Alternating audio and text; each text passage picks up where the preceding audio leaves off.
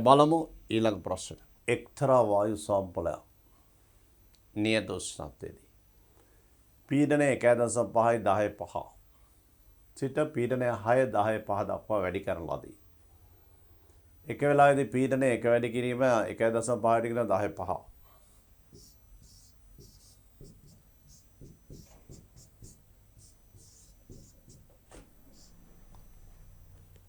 ඊළඟ වෙලාවේදී පීඩනය 6 වැඩි කිරීම 10.5.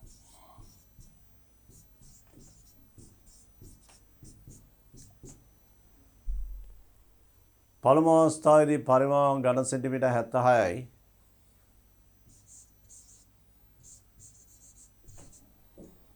ඊළඟ අවස්ථාවේ ඝන සෙන්ටිමීටර් 19යි.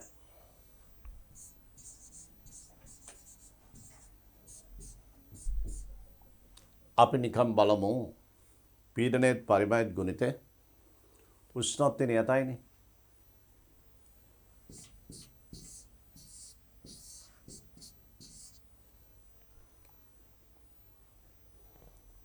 මේක වැඩි කළ බැලුවම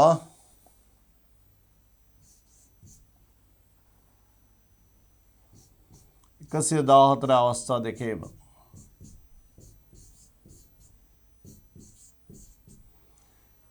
ළමයිනේ පීඩනයේත් පරිමාණයත් ගුණිත අවස්ථා දෙකේදී නියතයක් කියලා කියන්නේ හරියට බොයිල් නියමයට අනුකූලව හැසිරුණු බව. ස්ථිර වායු ස්කන්ධයක්. නියත උෂ්ණත්වයක්. එක්තරා වායු සම්බලයක් බඳුනක තියෙන්නේ. ඒ බඳුනේ වායු ස්කන්ධය නිශ්චිතයි. ඒකේ ස්කන්ධයත් නිශ්චිතයි. උෂ්ණත්වයත් නිශ්චිතයි. එසේනම් පීඩනය මෙසේ වෙනස් කිරීමේදී එක පීඩනයක ඉඳලා ඊළඟ පීඩනයට යනවා. පරිමාණ මේ වගේ සිට මේ වගේට වෙනස් වෙනවා. අවස්ථා දෙකේ PV ගුණිතය ගත්තන් පස්සේ නිශ්චිතයි. ඒ කියන්නේ මේ වායුව බොයිල් නියමයට එකඟයි. පරිපූර්ණ වායුවක්. පරිපූර්ණ තත්ත්වයෙන් හැසිරෙන වායුව. ඒ නිසා මේ හොඳටම ප්‍රමාණවත් මේ සාක්ෂිය මේ පරිපූර්ණ බව. සිම්පල්ලේ මේ වායුව පරිපූර්ණ තත්ත්වයෙන් අපගමනීය වියත. වැරදි. මේ වායුවේ සඳහා සම්පීඩනතා සාධක එකට සමාන වේ.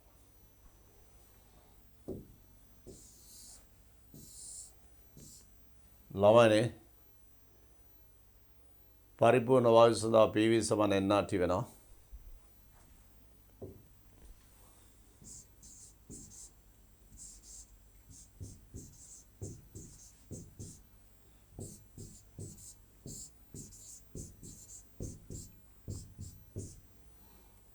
PV බෙදීම nRT අනුපාතයට තමයි කියන්නේ සම්පීඩනතා සාධකය. ඉසෙට් සම්පීඩනතා සාධක ඉසෙට් සමානයි PV බෙදීම nRT. එතකොට මේක පරිපූර්ණ වායුවක් නම් මේක PV සමාන nRT සමීකරණය පිළිපදිනවා. එම නිසා PV බෙදීම nRT වලගේ එකක් වෙනවා. එම නිසා සම්පීඩනතා සාධක එකයි.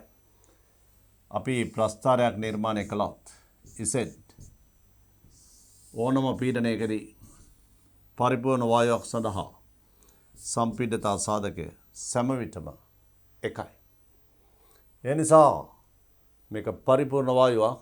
ඒ නිසා සම්පීඩනතා සාධකය ඕනෑම පීඩනයකදී එකයි.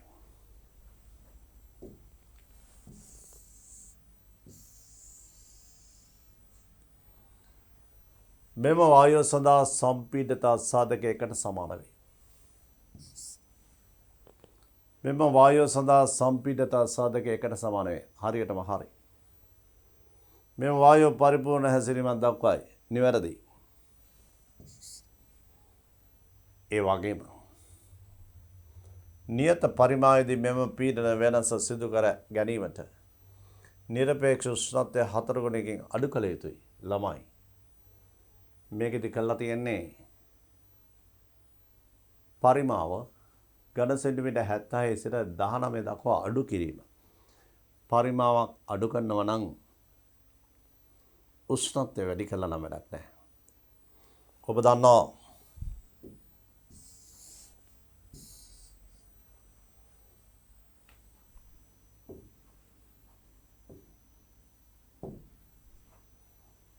PV සමාන NRT.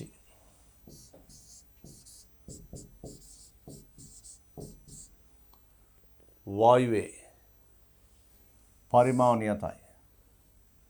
මෝල සංඛ්‍යාව නියතනම්. පීඩනය සමානුපාතිකයි උෂ්ණත්වය. ඒ කියන්නේ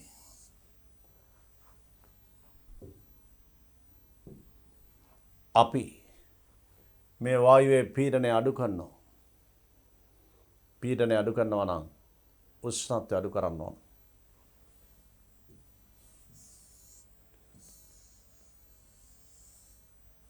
මේ බලන්න. පීඩනය 1.6 ඉඳලා 6 දක්වා වැඩි කරනවා. පීඩනය වැඩි කරනවා නම් උෂ්ණත්වය වැඩි කළ යුතුයි. පීඩනය අඩු කරනවා නම් උෂ්ණත්වය අඩු කළ යුතුයි. මේක තමයි තීරයක මේ තියෙන්නේ. P සමානුපාතිකයි T. ඒ නිසා මේ වායුවේ පීඩනය වැඩි කිරීමක් කරලා තියෙනවා. ඒතර පරිමාණ අඩු වෙනවා. ඒතර පීඩනය 4 ගුණයකින් වැඩි කළා. ඒතර පීඩනය 4 ගුණයකින් වැඩි කළා තියෙනවා. 1.5 සිට 6 දක්වා. එසේනම් P සමානුපාතය T කියන සංකල්පය යටතේ පීඩනය 4 ගුණයකින් වැඩි කිරීමේදී එහි නිරපේක්ෂ උෂ්ණත්වය T කියන්නේ නිරපේක්ෂ උෂ්ණත්වය 4 ගුණයකින් වැඩි කරන්න ඕන. මොනවද මේ කියලා තියෙන්නේ? නියත පරිමාවේදී පරිමාණීයත විට මෙම පීඩන වෙනස සිදු කර ගැනීමට නිරපේක්ෂ උෂ්ණත්වය 4 ගුණයකින් අඩු කළ යුතුයි. නිරපේක්ෂ උෂ්ණත්වය 4 ගුණයකින් අඩු කිරීම නෙමෙයි කරන්න ඕනේ, වැඩි කිරීම. ඒ නිසා මේ ප්‍රකාශය වැරදි.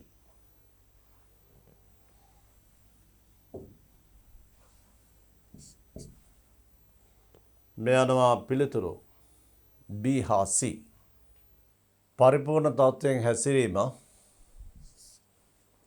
සම්පීඩිත සාධක එකට සමාන වීම. මේ අනුව නිවැරදි පිළිතුරු B හා C පමණයි. එනිසා මේ පිළිතුර අංක 2 විය යුතුයි. අපි දැන් බලමු ඊළඟ ප්‍රශ්නට යන්න. ප්‍රශ්න අංක 34. මූලික ප්‍රතික්‍රියා සහ අනුකතාව සම්බන්ධයෙන් පහත කුමන ප්‍රකාශ සත්‍යද? අතරමැදි ඵලයන් සාදමින් ප්‍රතික්‍රියක ඵලයන් බවට පත්වීම මූලික ප්‍රතික්‍රියාවක ලක්ෂණයකි. අය බලමු මූලික ප්‍රතික්‍රියාවක් කියන්නේ මොකක්ද?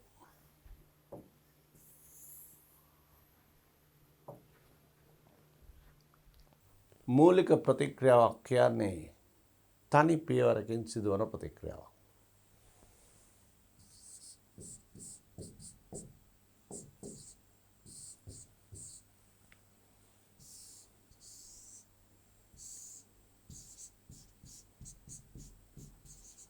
දෙකයි ධන B තලයක් C බවට පත්වන ප්‍රතික්‍රියාවක් ගත්තොත් මේක මූලික ප්‍රතික්‍රියාවක් කියන එක අදහස තනි පියවර ප්‍රතික්‍රියාවක්.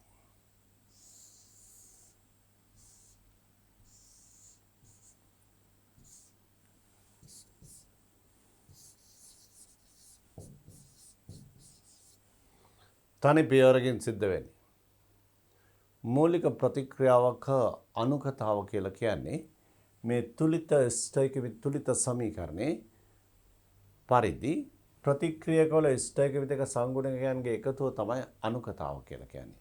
ඒ කියන්නේ ප්‍රතික්‍රියක අනුසංඛ්‍යාව. මුළු ප්‍රතික්‍රියාවෙම ස්ථෛකික සංගුණකවල එකතුව නෙමෙයි. මුළු ප්‍රතික්‍රියාවේ ප්‍රතික්‍රියකවල ස්ථෛකික සංගුණකවල එකතුව තමයි අනුකතාව කියන්නේ. දැන් මෙතන අනුකතාව 3යි. මෙතන 2යි, මෙතන 1යි 3යි.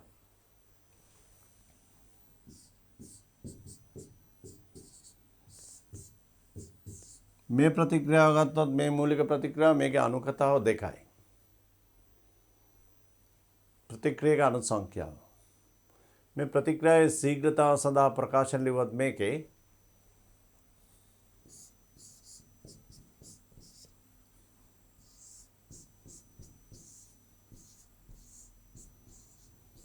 බලන්න Aට සාපේක්ෂව පෙළ 2යි. Bට සාපේක්ෂව පෙළ 1යි. මෙතන තියෙන ස්ථෛකික අංකය තමයි මේකේ පෙළ. ඒ කියන්නේ මේ ප්‍රතික්‍රියාවේ මුළු පෙළ කියන්නේ 2 ධන 1. මුළු පෙළ අනුකතාවට සමානයි. මේකේ අනුකතාව 2යි 1යි. ප්‍රතික්‍රියක අනුසංඛ්‍යාවන්ගේ එකතුව අනුකතාව කියන්නේ. මෙතනත් අනුකතාව 2යි මෙතන 1යි 3යි. ප්‍රතික්‍රියාවේ Aට සාපේක්ෂ පෙළ 2යි Bට සාපේක්ෂ පෙළ 1යි. මුළු පෙළ කියන්නේ 3යි. අනුකතාවත් 3යි. දැන් මේකේ කීයද අනුකතාව? මෙතන 1යි මෙතන 1යි 2යි. ප්‍රතික්‍රියක අණු 2යි තියෙන්නේ. මේ අනුව ප්‍රතික්‍රියාවේ මුළු පෙළ 2ක් වෙනවා. මේ තමයි ප්‍රතික්‍රියාවේ ශීඝ්‍රතාව සඳහා ප්‍රකාශනය.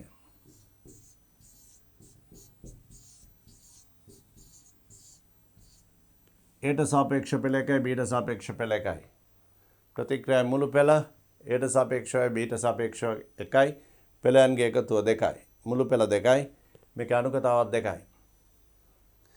මේ නිසා ප්‍රතික්‍රියාවක ඒ කියන්නේ මූලික ප්‍රතික්‍රියාවක අනුකතාව ප්‍රතික්‍රියකයන්ගේ ස්ථෛර්යමිතික සංගුණකවල එකතුව. ඒක තමයි ප්‍රතික්‍රියාවේ මුළු පෙළ වන්නේ. අනුකතාව සමානයි ප්‍රතික්‍රියාවේ මුළු පෙළට. අපි බලමු මේක දීපු පළමු ප්‍රකාශය.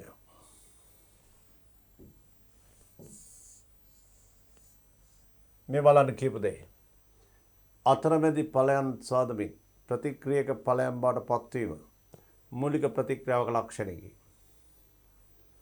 මූලික ප්‍රතික්‍රියාවක අතරමැදි නෑ ළමයි. තනි පියවර ප්‍රතික්‍රියාවක්. මේ නිසා මේ ප්‍රකාශය සාවද්‍යයි.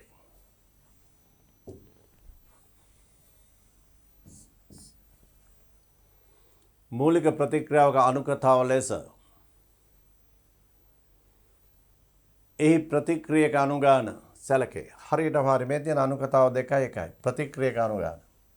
මේක ප්‍රතික්‍රියක අනුගාන 1යි 1යි 2යි.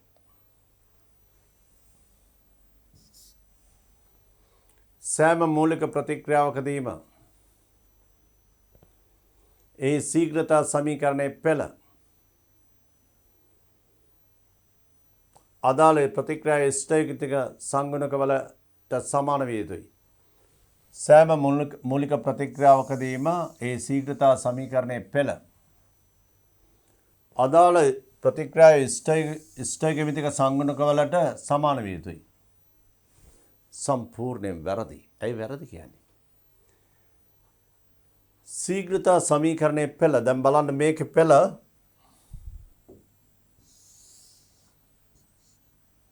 මේක පෙළ යට සාපේක්ෂ පෙළ 2යි Bට සාපේක්ෂ පෙළ 1යි. මුළු පෙළ 3යි. ශීඝ්‍රතා සමීකරණයේ පෙළ අදාළ ප්‍රතික්‍රියාවේ ස්ථෛර්යමිතික සංගුණකවලට සමාන විය යුතුයි. අදාළ ප්‍රතික්‍රියාවේ ස්ථෛර්යමිතික සංගුණක කිව්වම නමයි ප්‍රතික්‍රියක විතරක් නෙවෙයි ප්‍රතිඵල හිතන්නත් වෙනවා. ප්‍රතිඵල ගන්න නැහැ මෙතන. මෙතන පෙළ මෙතන 2යි මෙතන 1යි 3යි. ප්‍රතික්‍රියාවේ මුළු පෙළ 3 සමාන වෙන්නේ ප්‍රතික්‍රියක අණුවල එකතුවට 2යි 1යි. මේ නිසා මේ මුළු ප්‍රතික්‍රියාවේ ස්ථෛර්යමිතික සංගුණකවලට සමාන විය යුතුයි. ඒ නිසා ඒ කතාව වැරදි.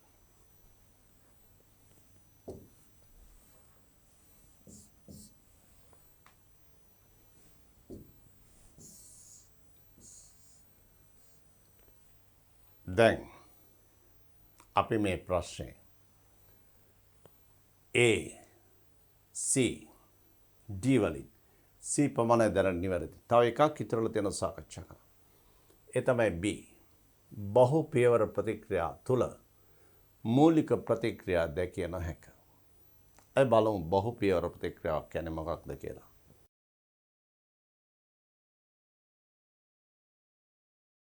ළමයිනේ යම් රසායනික ප්‍රතික්‍රියාවක් පියවර කීපයකින් සිදුවේ නම් ඒ බහු පියවර ප්‍රතික්‍රියාවක් වෙනවා.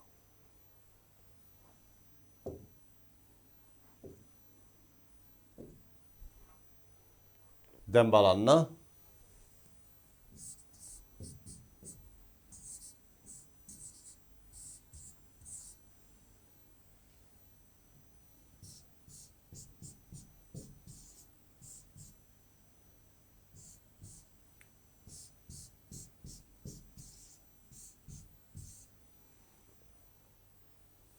ඒ දර 2B ඉතලයක් C යන ප්‍රතික්‍රියාව බහු පියවර ප්‍රතික්‍රියාවක් කියලා අපි හිතමු. ඒ බහු පියවර ප්‍රතික්‍රියාවේ පළමු පියවරෙන් A ධන B වලින් හැදෙන අතරමැද X. ඒ අතරමැදිය නැවතත් ප්‍රතික්‍රියකයක් B සමග ප්‍රතික්‍රියාවල C ඵලය හැදෙනවා. මේ ප්‍රතික්‍රියාව සිද්ධ වෙන්නේ පියවර දෙකකින්. ඔබ ඕන තරම් දන්නවා ප්‍රතික්‍රියා පියවර දෙකකින් සිදුවන බෙන්සීන් නයිට්‍රෝකරණය. බෙන්සීන් නයිට්‍රෝකරණයේදී පළමු පියවරේදී නයිට්‍රෝනියම් අයනය සෑදිලා අතරමැදි ප්‍රභේදයක් හැදෙනවා. ඒ පළමු පියවර. දෙවෙනි පියවරේදී තමයි ඒ නයිට්‍රෝනියම් අතරමැදියෙන් නයිට්‍රෝනියම් කොටස තියෙද්දී H පරමාණුව ගැලවිලා නයිට්‍රෝබෙන්සින් හැදෙන්නේ. පියවර දෙකකින් සිදුවන ප්‍රතික්‍රියාව. ඒ වගේ මෙතන මේ පළමු පියවර මේ දෙවෙනි පියවර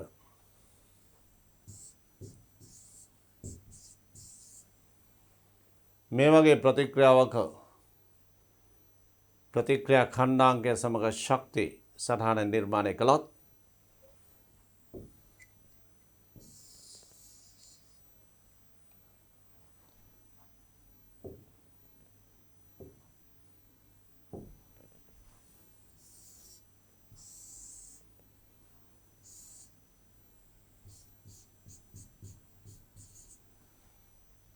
මේ බලන්න ප්‍රතික්‍රියාව පළවන පියවර ඉතාමත් ඉහළ සක්‍රියන ශක්තිය. පළමු පියවර ඉතා සෙමින් සිදුවන්නේ. දෙවන පියවර වේගයෙන් සිද්ධ වෙනවා. සක්‍රියන ශක්තිය ඉතා අඩුයි.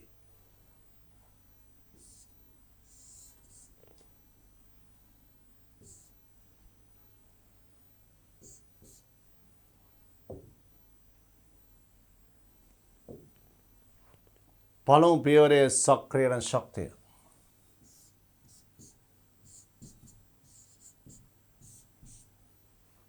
EA1. දෙවන පියවරේ සක්‍රියන ශක්තිය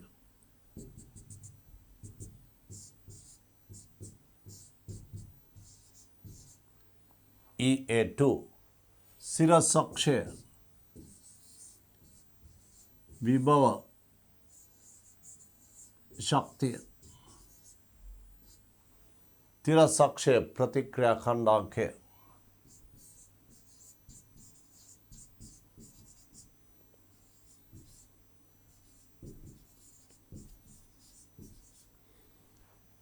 දැන් බලන්න පළමු පියවර සිද්ධ වන්නේ සෙමින් දෙවන පියවර වේගයෙන් මේ ප්‍රතික්‍රියාවේ මුළු ශීඝ්‍රතාවම රඳා පවතින්නේ පළමු පියවර මත. ඒ පළමු පියවර එක මූලික ප්‍රතික්‍රියාවක්. ඊළඟ පියවර තවත් මූලික ප්‍රතික්‍රියාවක්. සෑම පියවරක්ම මූලික ප්‍රතික්‍රියාවක් ලෙස සලකන්නේ. ඒ පියවර ඒ අදාළ X සෑදන මූලික ප්‍රතික්‍රියාවක්. X වලින් C සාදන ඊළඟ මූලික ප්‍රතික්‍රියාව දෙවෙනි පියවර. ඒ නිසා ළමයිනේ බහු පියවර ප්‍රතික්‍රියාවල පළවන දෙවන තුන්වන හතරවන පියවර කියලා ගත්තොත් ඒ සෑම පියවරක්ම ඒ අදාළ ප්‍රතික්‍රියාවේ මූලික පියවරක් වෙනවා ඒ අවස්ථාවට සාපේක්ෂව. ඒ නිසා මේ ප්‍රකාශනයේ මෙහි පිළිතුරු සාකච්ඡා කළොත් අතරමැදි ඵලයන් සාදමින් ප්‍රතික්‍රියක ඵලයන් බවට පත්වීම මූලික ප්‍රතික්‍රියාවක ලක්ෂණයකි. මූලික ප්‍රතික්‍රියාවක අතරමැදි ඵල නැහැ.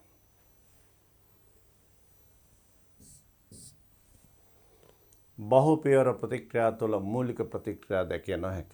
වැරදි. බහු පියවර ප්‍රතික්‍රියාවක සෑම පියවරක්ම මූලික ප්‍රතික්‍රියාවක්. මූලික ප්‍රතික්‍රියාවක අනුකතාව ලෙස ප්‍රතික්‍රියක අනුගාන සලකනවා හරියටම හරි. මේක නිවැරදි නම් ඊළඟ එක සම්පූර්ණයෙන්ම සාවද්ද වෙනවා. ඊළඟෙන් මේකෙන් කියවෙන්නේ සෑම මූලික ප්‍රතික්‍රියාවකදීම ශීඝ්‍රතා සමීකරණයේ පෙළ අදාළ ප්‍රතික්‍රියාවේ ස්ථායික විදිහක සංගුණකයට සමාන විය යුතුයි. ඒ කියන්නේ ප්‍රතික්‍රියකයි ප්‍රතිඵලයි. ඒක වැරදි. මේ අනුව මේකේ පිළිතුර C පමණයි. 5. අපි දැන් බලමු ඊළඟ ප්‍රශ්නය. ප්‍රසංක 35 තියෙනවා ලෝහ ලෝහායන ඉලෙක්ට්‍රෝඩ තුනක සම්මත විභව. අපි ඉස්සල්ලාම මේ ඉලෙක්ට්‍රෝඩ විභව දත්ත අනුව මේ XYZ මූලද්‍රව්‍ය තුන විද්‍යුත් රසායනික ශ්‍රේණියේ පිහිටන ස්ථානය බලමු. ඍණාගයේ වැඩිම එක්කෙනා උඩින් ඉන්නේ.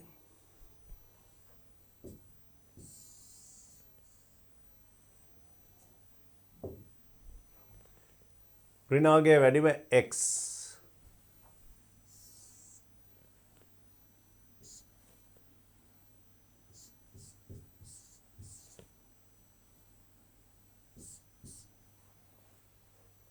ඊගාට ඍණ 0.13.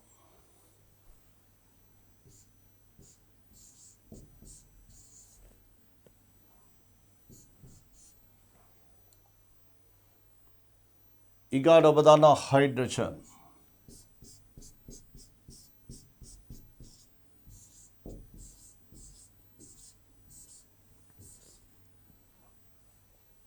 ඊගාට ධන 0.08.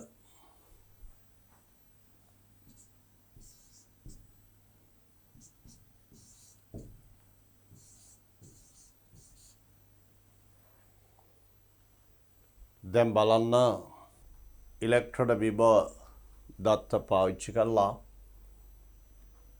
මේවායින් සාදාගනු ලබන විද්‍යුත් රසායනික කෝෂවල පොදු ලක්ෂණ වන්නේ. අපි දන්නවා අර්ධ කෝෂ දෙකක් නැත්නම් ඉලෙක්ට්‍රෝඩ දෙකක් සම්බන්ධ කිරීමෙන් විද්‍යුත් රසායනික කෝෂයක් නිර්මාණය කරනවා. අපි බලමු AB BC හා AC. AB කියලා ගත්තොත් A කියන්නේ X.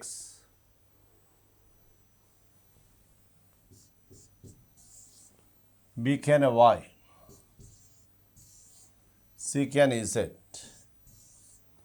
දැන් A හා B ගත්තොත් විද්‍යුත් ගාමක බලය. නිතරම මේ වගේ සටහනක් දාගෙන මේ දෙක අතර වෙනස ගන්න. A හා B අතර විභවය අවශ්‍ය නම් මේ දෙන්න අතර වෙනස ගන්න. 1.66න් 0.13 අඩු කරන්න සංඛ්‍යාත්මක ගන්න මේ දෙන්න අතර. 1.66න් 1.13 අඩු වුණාම මෙතන යන වෙනස 1.53යි. 1.53 වෝල්ට්. AB BC එනවා මෙතනයි වෙනස. මෙතන 0.13යි මෙතන 0.08යි. 0.13යි 0.08 එකතු කරාම 0.21යි වෙනස.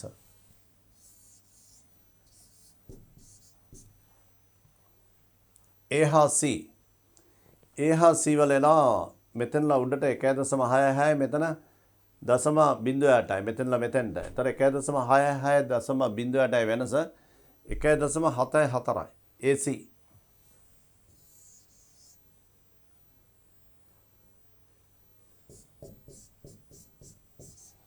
දැන් අපට පේනවා කෝෂවල විද්‍යුත් ගාමක බලය ගත්තොත්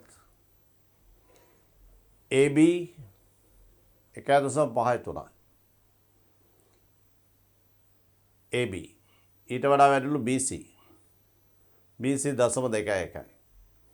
ඊට වඩා වැඩිලු C සහ A. තර මෙතන ඔබට කියලා තියෙන්නේ කෝෂවල විද්‍යුත් ගාමක බලය A හා B ට වඩා වැඩි B හා C. මේ බලන්න A හා B. A හා B ට වඩා වැඩි B හා C කියලා තියෙන්නේ. වැරදි.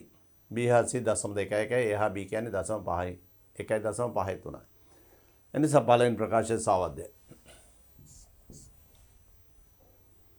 වැඩිම එක මෙතන තියෙන A හා C.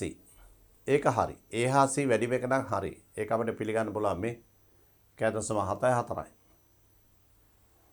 නමුත් AB ට වඩා BC වැඩි කියන එක සාවද්දයි. දැන් බලමු B කොටස. ඒ ඉලෙක්ට්‍රෝඩයේ කෝෂ දෙකකදී ඇනෝඩ් ලෙස ක්‍රියා කරයි. මොනවද කෝෂ නිර්මාණය කරන්න පුළුවන්?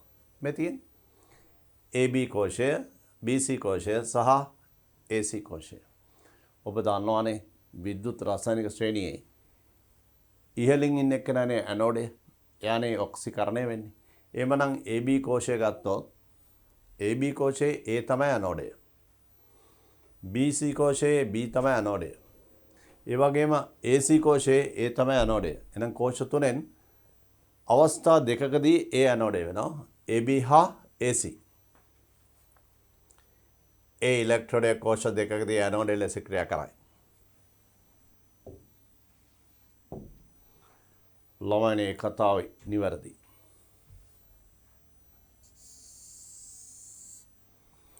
ඒ ඉලෙක්ට්‍රෝඩය කෝෂ දෙකකදී ඇනෝඩය ලෙස ක්‍රියා කරයි. හරියටම හරි. ඒ අවස්ථාව තමයි AC හා AB. දැන් බලමු C කොටස. B ඉලෙක්ට්‍රෝඩය ඇනෝඩය මෙන්ම කැතෝඩය ලෙස ක්‍රියා කරයි. BC සලකන් B ඉලෙක්ට්‍රෝඩය ඇනෝඩය යනවා BC වල.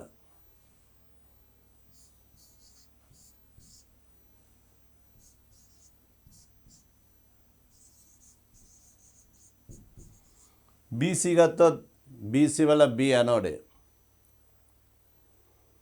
AB ගන්න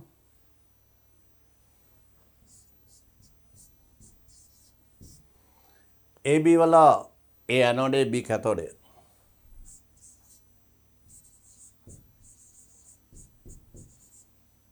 මේ අනවා B ඉලෙක්ට්‍රෝඩය ඇනෝඩය වශයෙන් හා කැතෝඩය වශයෙන් ක්‍රියාත්මක කරන අවස්ථා දෙකකදී.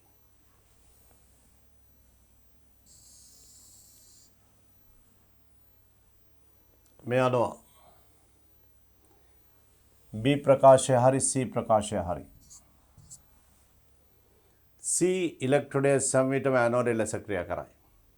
ළමයි C කියන්නේ විද්‍යුත් රසායන ශ්‍රේණියේ පහළින් ඉන්න එක්කෙනා. එයාට බෑ මේ කෝෂවලදී කිසි විටකවත් ඇනෝඩය වශයෙන් ක්‍රියාත්මක වෙන්න. එයා නිතරම කැතෝඩය. ඒ නිසා මේ ප්‍රකාශය වැරදි. මේ අනවා මේ ප්‍රකාශනයේ සම්බන්ධයෙන් නිවැරදි පිළිතුරු ලෙස දැකිය හැක්කේ A කියන ඉලෙක්ට්‍රෝඩය උඩින්ම තියෙන එක්කෙනා කෝෂ දෙකකදී ඇනෝඩය වශයෙන් ක්‍රියාත්මක වීමත් B ඉලෙක්ට්‍රෝඩය එක වෙලාවක කැතෝඩය වශයෙන්ුත් තවත් වෙලාවක ඇනෝඩය වශයෙන්ුත් ක්‍රියාත්මක වීම BC පමණයි. අනිත් ප්‍රකාශන සාවද්‍යයි. මේ අනුව පිළිතුරු B හා C. B හා C කියලා කියන්නේ අංක 2කට කතර ගැසිය යුතුයි. බලමු ප්‍රශ්න අංක 36. මේ බලන්න දෘಢ සංවෘත භාජනයක් තුළ හයිඩ්‍රජන් අයඩින් අතර පවතින ගතික සමතුලිත පද්ධතියක් ගැන කතා කරන්නේ. ආරම්භයේදී හයිඩ්‍රජන් මාල දෙකක් සහ අයඩින් මාල තුනක් මේ පද්ධතිය තුළට ඇතුළු කළා ගතික සමතුලිතතාවට එළඹීමට සලස්වනවා. එවිට ආරම්භයේදී හයිඩ්‍රජන් වලින් 25% ප්‍රතික්‍රියා වෙනවා. 25% ප්‍රතික්‍රියා වෙනවා. ඊට පස්සේ 25% ප්‍රතික්‍රියාවල ගතික සමතුලිතතාවට පත් වෙනවා. සමතුලිතතාවෙන් අනතුරුව හයිඩ්‍රජන් තවත් මවුල එකක් සහ HI මවුල එකක් නැවතත් මේ පද්ධතියට ඇතුළු කරන පසුව අපෙන් අහනවා ඒ විදිහට එකතු කරාට පස්සේ ගතික සමතුලිතතාවට එළඹීමේදී දෙවෙනි අවස්ථාවේදී ගතික සමතුලිතතාවට එළඹීමේදී සමතුලිත පද්ධතියේ මුලින් තිබූ සමතුලිත සංඝටකවලට සාපේක්ෂව දෙවෙනි අවස්ථාවේදී තිබූ සංඝටකවල ප්‍රමාණ පිළිබඳ අඩුද වැඩිද යන කතා තමයි මේ අහලා තියෙන්නේ. අපි කොහොමද මේ වගේ ප්‍රශ්නයට පිළිතුරු සපයන්නේ? අපි ඉස්සල්ලාම බලමු හයිඩ්‍රජන් සහ අයඩින් ප්‍රමාණ ලියලා ප්‍රතික්‍රියක ප්‍රමාණ ලියලා ඊට පස්සේ සමතුලිත අවස්ථාවේ තියෙන සංඝටකවල මවුල ප්‍රමාණ හොයාගෙන ඊට පස්සේ අපි සමතුලිතතා නියතය හොයමු. KC. ඊට පස්සේ අපි අලුතින් එකතු කරපු ද්‍රව්‍යයක් දාලා ඒ මොහොතේදී අපි සමතුලිත පද්ධතියේ අදාළ සංඝටක ප්‍රමාණ දන්න නිසා ඒ මොහොතේ අලුතින් සංඝටක එකතු කරාට පස්සේ දෙපැත්තෙම QC හොයමු. QC හා KC යගේ දන්නා විට අපිට තීරණයක් ගන්න පුළුවන් වෙයි සමතුලිතතා ඉස්සරහට දෙන්නේ ආපස්සටද. ඒ අනුව අපිට කියන්න පුළුවන් වෙයි මුලින් තිබූ ප්‍රමාණයට වඩා දෙවෙනි අවස්ථාවේදී ප්‍රමාණ අඩු වේද වැඩි වේද කියන එක. අපි බලමු පටන් ගන්න.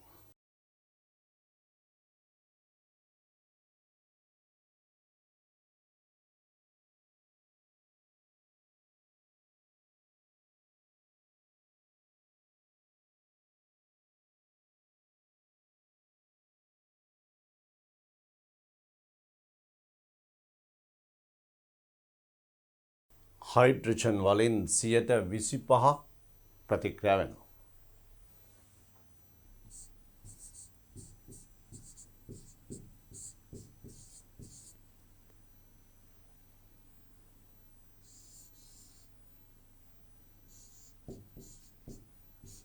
මේ අනුව හයිඩ්‍රජන් වලින් ප්‍රතික්‍රියා ප්‍රමාණය 0.5යි.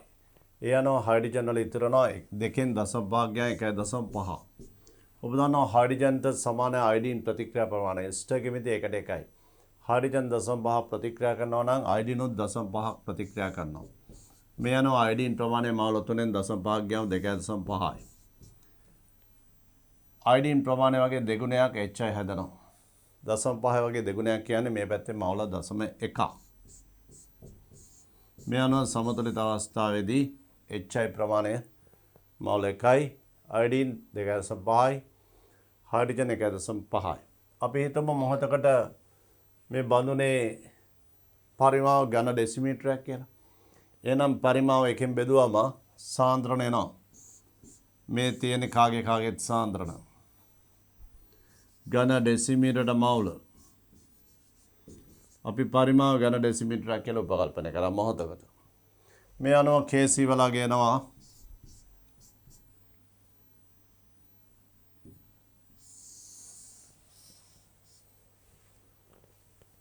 HI සාන්ද්‍රණය වර්ගය බෙදීම හයිඩ්‍රජන් සාන්ද්‍රණය සහ අයඩීන් සාන්ද්‍රණ. මේක තමයි සමතුලිතතාව. HI වර්ගය සාන්ද්‍රණය එන්නේ HI වර්ගය බෙදීම H2 සහ I2 සාන්ද්‍රණ.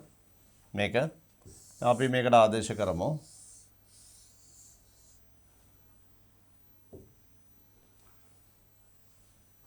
එකේ වර්ගය බෙදීම හයිඩ්‍රජන් 1.5 මෙතන 2.5 මේක තමයි අවසාන පිළිතුර.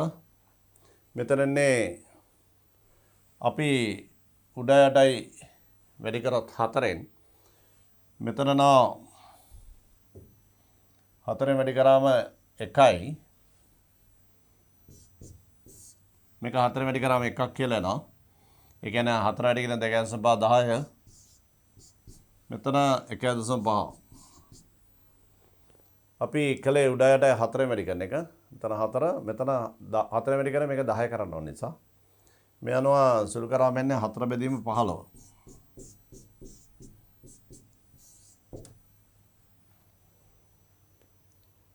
හතලියට 15ක් 2.30යි.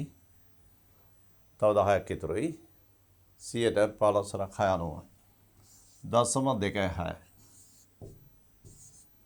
මෙන්න KC යගේ 0.26 KC යගේ මේ පළමු අවස්ථාවේදී KC. දැන් බලමු ඊළඟට මොනවද කියලා තියෙන්නේ කියලා.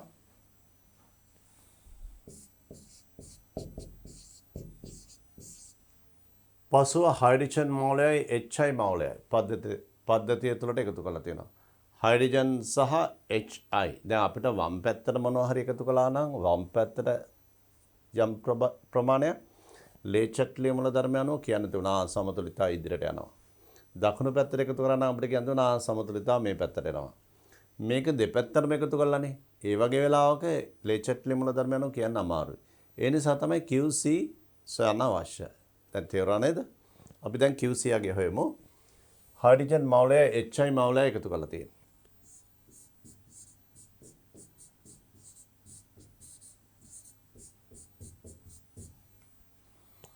හයිඩ්‍රජන් තිබුණ 1.5. 1.5ට එකක් එකතු කරාම 2.5ක් වෙනවා.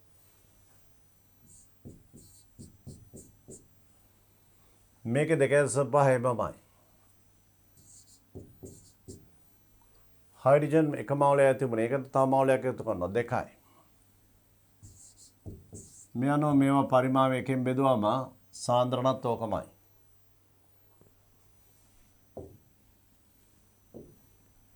මේ අනුව හයිඩ්‍රජන් ලීටරට මවුල 2.5යි. මේක 2.5යි. මෙතන 2යි. මේ අනුව QC යනවා HI සාන්ද්‍රණයේ වර්ගය. 2 වර්ගය. බෙදීම H2 සාන්ද්‍රණය වැඩි කිරීම I2 සාන්ද්‍රණය. අපි මේක සුළු කරන්න මේක 2.5 තියෙන එක 10 කරන්න 4ෙන් වැඩි කරමු. මේකත් 10 කරන්න 4ෙන් වැඩි කරමු. මේ අනුව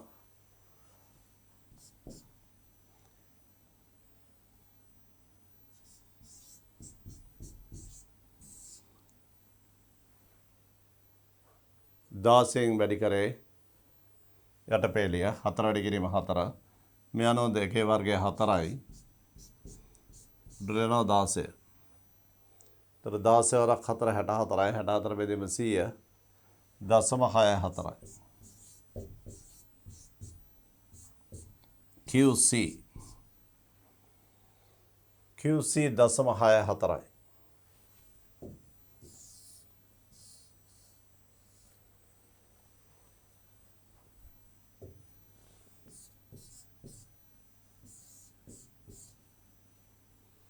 KC 0.26යි. QC 0.64යි. දැන් මොනවද වෙලා තියෙන්නේ KCට වඩා QC? KCට වඩා QC වැඩි. සමතුලිතතා පද්ධතියක. QC කියලා ගත්තේ HI වර්ගයේ බෙදීම. H2 I2 සාන්ද්‍රණ. මේකම තමයි KC සඳහා ප්‍රකාශනයට වෙන්නේ. නමුත් යම් මොහතක තියෙන සංඝටකවල සාන්ද්‍රණ ආදේශ කළාම ලැබෙන අගය QC අගය KC අගයට වඩා සැලකිය යුතු වශයෙන් හෝ යම් ප්‍රමාණයකින් හෝ වැඩි නම් ඒකේ අදහස සමතුලිත අවස්ථාවට එළඹීමට නම් මේක අඩු වෙන්න ඕන. මේ අගය 2.26 දක්වා අඩු වෙන්න ඕන. මේ අඩුවීම සඳහා QC අගය අඩුවීමට නම්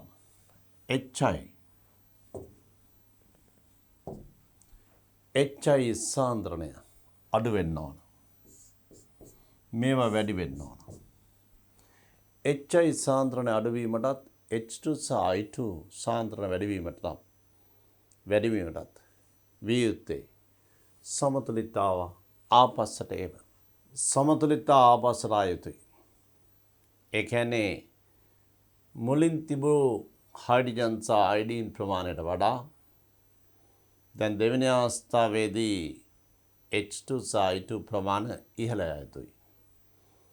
මුලින් තිබූ HI ප්‍රමාණය දකුණු පැත්තේ තිබ්බ HI ප්‍රමාණයක් අඩු විය යුතුයි. ඒ නිසා ඔබේ පිළිතුරු බලමු.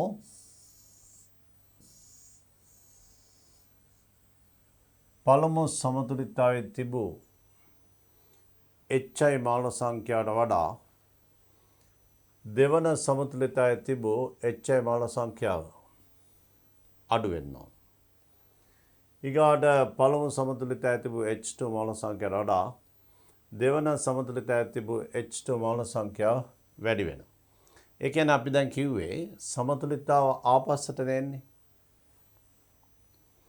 සමතුලිත ආපස්සට එනවයි කියලා කියන්නේ මේකේ පළමු සමතුලිතතාවයේ තිබුණේ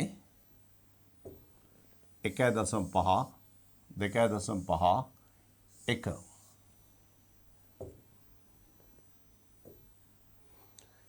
ඊට පස්සේ මේකට මවුලයකුයි මේකට මවුලයකුයි වැඩිපුර එකතු කරානේ. එකතු කරාම සමතුලිත ආපස්සට එනවනේ. ආපස්සට එනවා කියන්නේ මේව ටික ටික වැඩි වෙනවා. මේව වැඩි වෙනවා. මෙතන 1.5 කිච්ච 2.5 කරනවා. මෙතන එක තිබිච්ච එක දෙක කරනවා. එතකොට එක තිබිච්ච එක 1.5 තිබිච්ච එක දෙක කළා. 2.5 කළා එකක් වැඩි කළා. මේක එක තිබිච්ච එක දෙකක් කළා. එතකොට පළමු අවස්ථාවේදී තිබූ සමතුලිතතාවට වඩා මේකේ දෙකක් කළානේ.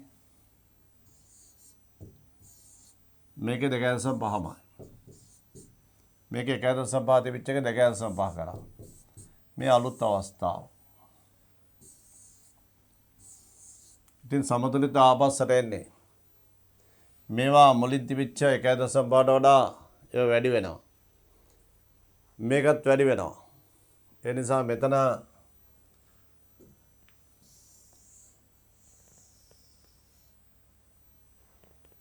කියලා තියෙන දේ ගැන කල්පනා කළොත් සමතුලිත ලක්ෂ්‍ය දකුණට යොමු වීමෙන් දෙවන සමතුලිතතාවය ඇතිය.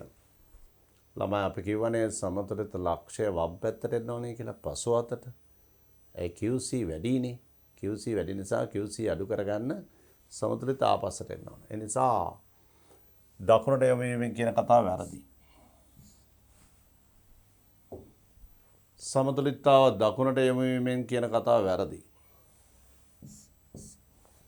ඒ වගේම පළමු සමතුලිතතාවයේ තිබූ අයඩීන් මවුල සංඛ්‍යාවට වඩා දෙවන සමතුලිතතාවයේ තිබූ අයඩීන් මවුල සංඛ්‍යාව වැඩි වේ. හරි. පළමු සමතුලිතතාවයේ තිබූ H2 මවුල සංඛ්‍යාවට වඩා දෙවන සමතුලිතතාවයේ තිබූ H2 මවුල සංඛ්‍යාව වැඩි වෙනවා. හරි. පළමු සමතුලිතතාවයේ තිබූ HI මවුල සංඛ්‍යාවට වඩා දෙවන සමතුලිතතාවයේ තිබූ HI මවුල සංඛ්‍යාව අඩු වේ. අඩු වෙන්නේ නැහැ ළමයි. පළමු සමතුලිතතාවයේදී තිබුණනේ 1 ඒක 2 දක්වා වැඩි කළානේ. දෙකෙන් යම් ප්‍රමාණයක් නේ මේ පැත්තට එන්නේ. දෙකෙන් අපි හිතමු 0.5ක් ආවයි කියලා. ඒතකොට 1.5ක් ඉතුරු වෙනවනේ. පළමු වෙලාවේදී තිබුණ 1යිනේ එකට වඩා වැඩි වෙනවා. මේ නිසා මේක වැරදි. මේ අනුව පිළිතුරු B හා C විය යුතුයි. අංක 2. අපි දැන් බලමු ඊළඟ ප්‍රශ්නට යන්න. සංවෘත දෘಢ භාජනයක සිදුවන පහත සඳහා ප්‍රතිවර්ත ප්‍රතික්‍රියාව සලකන්න. බලන්න මේ ප්‍රතික්‍රියාව. ළමයිනේ මේ පද්ධතියට වායමය සමතුලිතතා පද්ධතිය. මේකට එකතු කරනවා හීලියම් මවුල 5. හීලියම් කියන්නේ නිෂ්ක්‍රීය වායුවක්නේ. ඒ වායුව එකතු කළාම මේ කිසිදු සංඝටකයක් එක්ක කිසිදු ප්‍රතික්‍රියාවක් නැහැ. ඒ නිසා ඒ වායුව එකතු කළාම ඒ වායුවේ යම්කිසි මවුල සංඛ්‍යාවක් භාජනය තුළට එකතු වෙනවනේ. එතකොට මොකද්ද වෙන්නේ?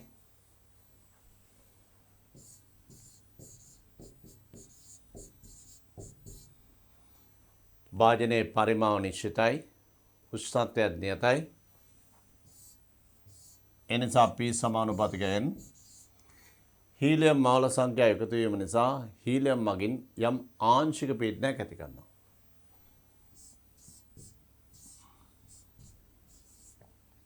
P helium. එනිසා මේ වෙලාවේදී මේ තුන් දෙනාගේ සමතුලිත පීඩනයක් තිබුණානේ. P කාබන් මොනොක්සයිඩ්, PO2 සහ PCO2 කියලා. මේ තුන් දෙනාගේ ආංශික පීඩන වලට එකතු වෙනවා තවත් ආංශික පීඩනයක් P හීලියම්. ඒ නිසා මොකද වෙන්නේ? පද්ධතියේ සමතුලිත පීඩනය ඉහළ යනවා.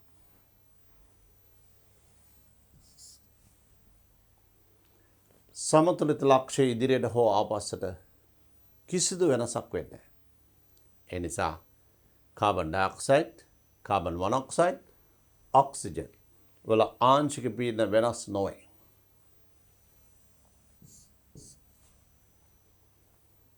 වැඩි වේ, අඩු වේ, වෙනස් නොවේ කියන්නේ මොකුත් වෙන්නේ නැහැ. සමතුලිත ලක්ෂ්‍ය වෙනස් නොවේ. මේ අනුව පිළිතුරු A හා D. A හා D කියන්නේ 4. බලමු ඊළඟ ප්‍රශ්නට යන්න.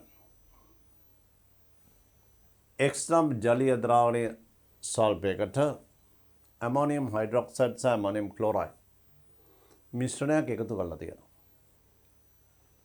ළමයි කාණ්ඩ විශ්ලේෂණික කාණ්ඩ තුනේ ප්‍රතිකාරක තමයි ඇමෝනියම් හයිඩ්‍රොක්සයිඩ් සහ ඇමෝනියම් ක්ලෝරයිඩ්. ඇමෝනියම් හයිඩ්‍රොක්සයිඩ් සහ ඇමෝනියම් ක්ලෝරයිඩ් එකතු කරාම ඇලුමිනියම් අයන, ෆෙරික් අයන, ක්‍රෝමියම් අයන මේ තුන්දෙනා ඉන්නවා නම් ද්‍රාවණයේ අවක්ෂේපයක් ඇති විය හැකියි.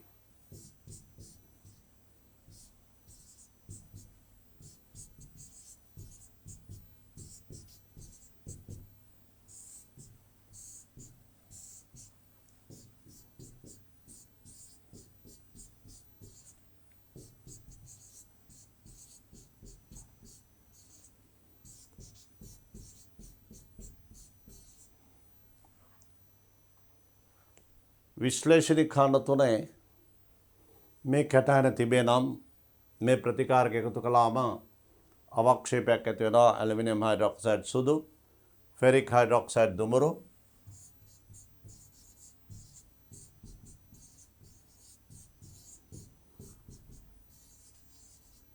ක්‍රෝමියම් හයිඩ්‍රොක්සයිඩ් කොළ මේ ආදී වශයෙන් අවක්ෂේපය ඇති වෙනවා. ඊට පස්සේ තර මේකේ අපිට අවක්ෂේපයේ වර්ණය හෝ කිසිවක් කියලා නැහැ. ඒ නිසා ඇලුමිනියම් අඩංගු විය හැකියි. මේකේ වැරද්දක් නැහැ මේ කියපු කතාව. තීරණයක් දීලා තියෙන යම් කිසි නිගමනයක් මේක විය හැකියි කියලා. ඔව් අවක්ෂේපය නම් ඉතින් ඒ තුන්දෙනාගෙන් එක්කෙනෙක් වෙන්න පුළුවන්. ඊට පස්සේ H2S ජලීය ද්‍රාවණයක් තුළ පැහැදිලි ද්‍රාවණයක් ලබා දෙනවලු. H2S ජලීය ද්‍රාවණයක් තුළ පැහැදිලි ද්‍රාවණයක් ලබා දෙනවා කියන එකේ අදහස අපි කාණ්ඩ විශ්ලේෂණික කාණ්ඩ තුනෙන් පස්සේ ඊට පස්සේ එකතු කරන්නේ ක්ෂාරීය මාධ්‍යයේදී ඇමෝනියා මාධ්‍යයේදී හයිඩ්‍රජන් සල්ෆයිඩ් එකතු කළා කරන්නේ විශ්ලේෂණික කාණ්ඩේ 4 තියෙන කැටයන හඳුනා ගැනීම.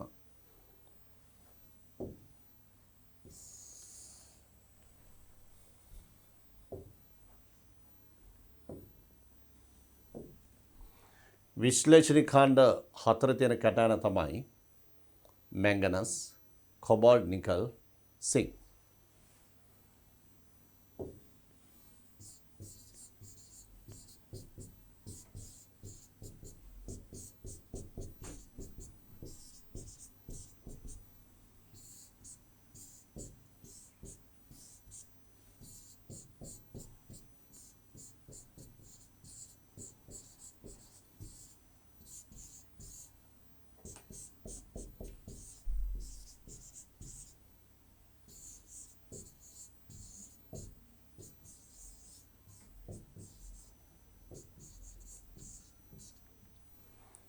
කාණ්ඩ විශ්ලේෂණික කාණ්ඩ 4 කැටයන තිබුණා නම් මේ ක්ෂාරීය මාධ්‍යයේදී H2S විට මේ කවුරු හරි කැටයනයක් අවක්ෂේප විය යුතුයි. අය බලමු මොනවද කියලා තියෙන්නේ කියලා.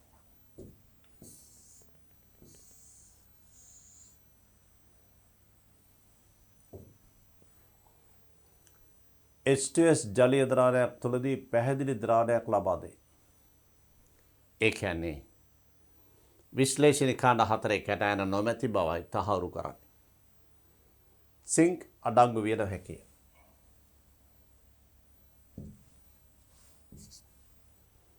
ඒ කතාව හරි. මුලින්ම අපි කිව්වා ඇලුමිනියම් තියෙන්න පුළුවන් කියලා. ඒ වගේම ඇලුමිනියම් තියෙන්නත් පුළුවන් අවක්ෂේපයක් ආව නම් ක්‍රෝමියම් තියෙන්නත් පුළුවන්. ඇමෝනියම් හයිඩ්‍රොක්සයිඩ් සහ ඇමෝනියම් ක්ලෝරයිඩ් එකතු කළ විට ලැබුණ අවක්ෂේපය. ඒ කියන්නේ ඇලුමිනියම් හෝ ක්‍රෝමියම් හෝ ෆෙරික් තුන්දෙනාම තියෙන බලන්න. නමුත් මේකේ තියෙන ඇලුමිනියම් සහ ක්‍රෝමියම් විතරයි. ඒ නිසා ගෲප් 3 විශ්ලේෂණ කාණ්ඩ 3 කැටයන තුනම තියෙන බලන්න. නමුත් මේකේ තියෙන්නේ දෙකක් ගැන. ඒක නිසා ඒ විය හැකියි. ඊගාට ශාරීරික මාධ්‍යදී HTS7 අවක්ෂේපයක් එන්නේ නැත්නම් ගෲප් 4 විශ්ලේෂණ කාණ්ඩ 4 කැටයන මේ කිසිවක් අඩංගු නොවේ. ඒ නිසා සිංක් අඩංගු නොවිය හැකිය. ඊට පස්සේ අවසාන මොහොතේ විශ්ලේෂණ කාණ්ඩ 4න් පස්සේ එම පැරණට ඇමෝනියම් කාබනේට් එකතු කරනවා.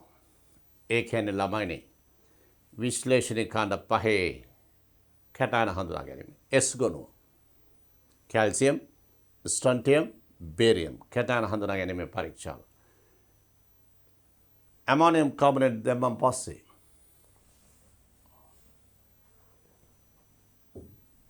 සුදු අවක්ෂේපයක් ලැබිලා. මේ අනුව S ගොනුවේ කැල්සියම්, ස්ට්‍රොන්ටියම්, බේරියම් තිබිය හැකියි. පස්වන කාණ්ඩයේ කැටයනයක් අඩංගු විය හැකියි. මේ අනුව පිළිතුරු A, B, C, D. පිළිතුර 5. බලමු ප්‍රශ්න අංක 39.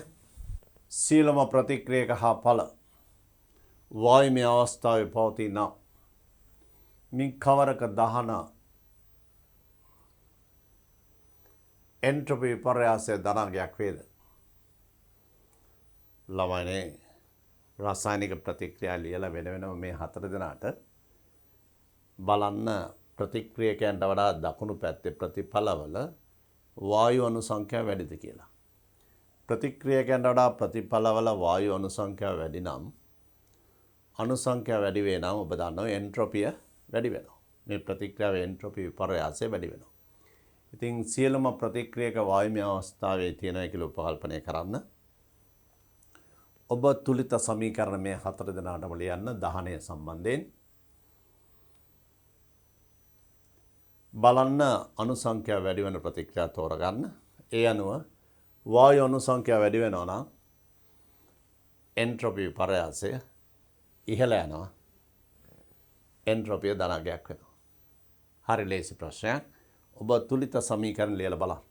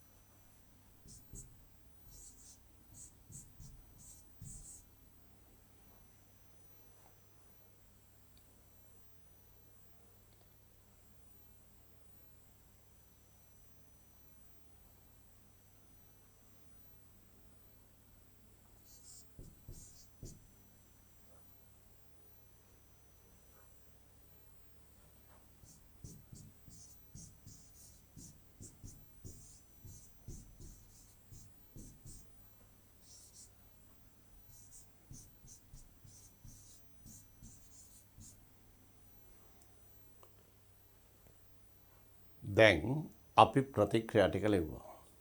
මේ ප්‍රතික්‍රියාව නම් දෙකෙන් වැඩි කළා ගන්න පුළුවන් 2යි මෙතන 15යි 12යි අතන 6යි. අපි බලමු පළමු ප්‍රතික්‍රියාව.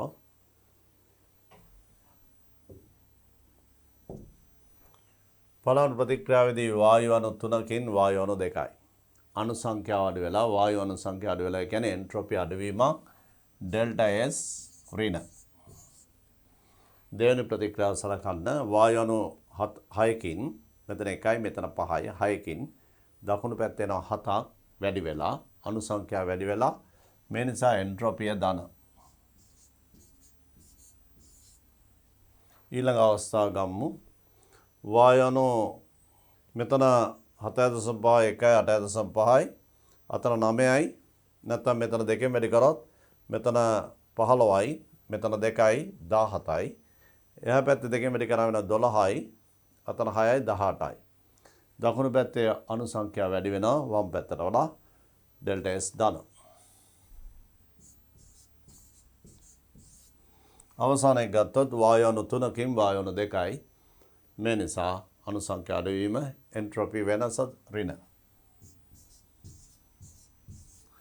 මේ අනුව එන්ට්‍රොපි වෙනස ධනාගයක් වෙන්නේ අවස්ථා දෙකයි දෙවන හා තුන්වන සමීකරණ නැත්නම් B හා C පමණයි. මේ අනුව පිළිතුර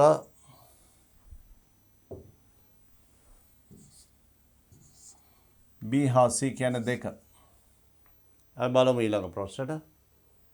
මෙතනෝල් HBr ළමයි මෙතනෝල් විතරක් නෙමෙයි ඕනෑම මද්යසාරයක් HBr සමග ප්‍රතික්‍රියාව OH කාණ්ඩය ගැලවිලා එනකොට Br කාණ්ඩයක් සම්බන්ධ වෙනවා. මේක නියුක්ලියෝෆිලික ආදේශය. මුලින්ම වෙන්නේ මද්යසාරයේ O මත තියෙන එකසර යුග්මය HBr වල H වෙත මේ එකසර යුග්මය ප්‍රදානය කළා මෙන්න මේ විදිහට. එකසර යුග්මය H වෙත ප්‍රදානය කළා මෙතන H එක සම්බන්ධ වෙනවා මේ තියෙන පළමු පියවර මේක. ඕනම මද්යසාරයක වෙන්නේ ඒක.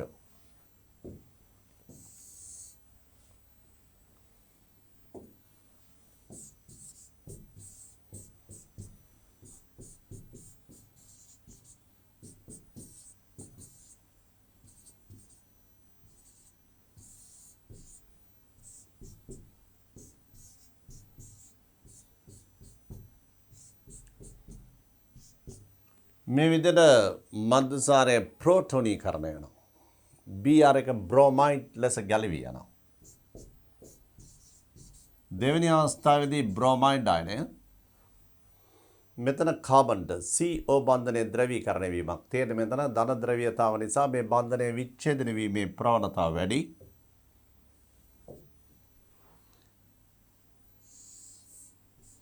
මේක විච්ඡේදන මේ බන්ධනය විච්ඡේදන වීමේ ජලාණුව හැර යන කාණ්ඩයක් බවට පත්වීමේ හැකියාව වැඩි. මේ අවස්ථාවෙන් ප්‍රයෝජන ගන්න බ්‍රොමයිඩ් මෙතන පහර දෙනවා නියුක්ලියෝෆයිලයක් හැටියට. එනිසා මේ ජලාණු ඉවත් වීමත් සමගම නියුක්ලියෝෆිලික ආදේශයක් හැටියට ප්‍රතිඵල බවට පත් වෙනවා.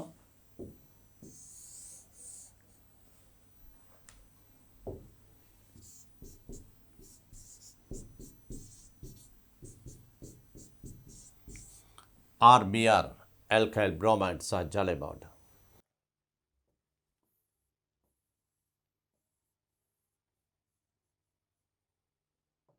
මේ අනුව මේ ප්‍රාථමික මද්යසාරය මුලින්ම ප්‍රෝටෝනීකරණය වෙනවා. හරියටම හරි. මේ අවස්ථාව. මෙහෙම ඒව නැහැ. මේක තමයි වෙන්න ඕනේ. දෙවෙනි අවස්ථාවේදී මේ ජලාණුව මෙතන ඉවත් වෙලා යනවා. ජලාණු ඉවත් යෑමත් සමගම බ්‍රොමයිඩ් එක මෙතන පහර දීලා නියුක්ලියෝෆිලික ආදේශනය වෙනවා. මේ අනුව පිළිතුරු B හා C පමණයි. B හා C කියන්නේ අංක 2.